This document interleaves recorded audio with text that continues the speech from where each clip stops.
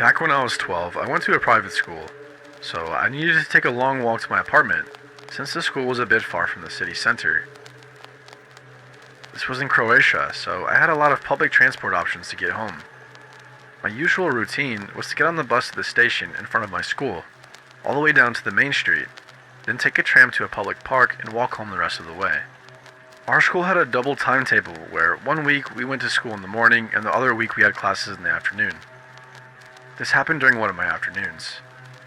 I was walking out with a few classmates since we all got on the same bus to the main street. The rest of my classmates were picked up by their parents. When we got on the bus, there were a few empty seats, so I took a seat in front of a balding middle-aged man who was wearing slightly dirty clothes. That was my mistake. As soon as I sat down, he started staring at me, like staring with a cold look in his eyes. Feeling uncomfortable, I took a book out of my bag and started reading. I would have used my phone if I could, but it was dead since I forgot to charge it before I left the house that day. The guy did not stop staring at me the whole bus ride, to the point where I couldn't even concentrate on my book. But I refused to put it down because I was scared. I would have mentioned something to my classmates, but we were all spread out on the bus, and I was too scared to move. I don't know why, but I didn't want him to see that I was scared, thinking that maybe that would deter him.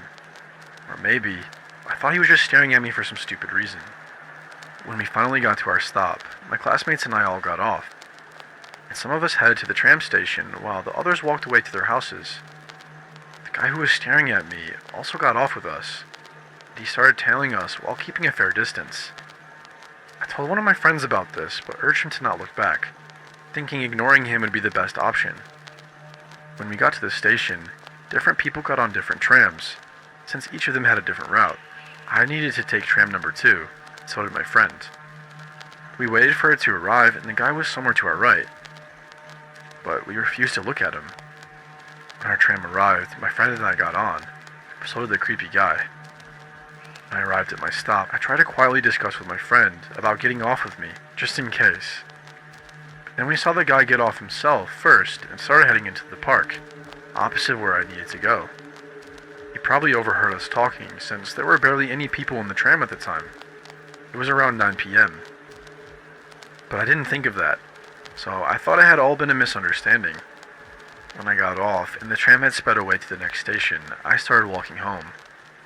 It was a short distance, and would have taken me about 5 minutes. But then I noticed someone following me.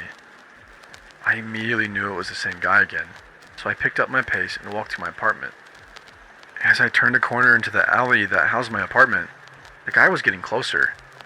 I got to the building and buzzed my mom on the intercom. I wish she would hurry up. But in the end, the guy managed to catch up with me. I could smell the stench coming off him as he started talking. "Hey, how you been, buddy? I saw your dad yesterday, and he told me all about how you were getting on in that new school of yours."